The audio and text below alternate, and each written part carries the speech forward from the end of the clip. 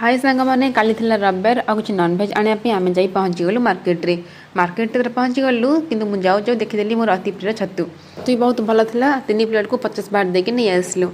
ये तू मार्केट जाइजु खाली तो नॉनभेज नहीं कि आसीपारूनी से आउ कि परिवार टी आखि पकईदेलु देखु देखु परिया भी बहुत भल था पूरा फ्रेश देखा जाऊला से गोटे पियाज संडा आ गोटे भंडे भी नहीं आसते आहरी बहुत सारा परिया किन सारापर आम जा पहुँची गलु माछ पाखे और माछ भी बहुत पूरा फ्रेश था देखुना केमी पाटिकी से पाक पाक करुच्ची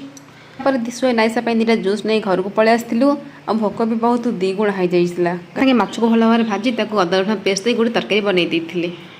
तापर देखो दिशुर फरमाइज वर्षा बनई चॉकलेट केक टे बहुत बढ़िया होता माछ तरकारी भी रेडी हो सारी तेणु अपेक्षा नक डिनर आरंभ होगा देखो डिनर अच्छी आम भात माछ सांगे चिप्स आउ लंका लेंबू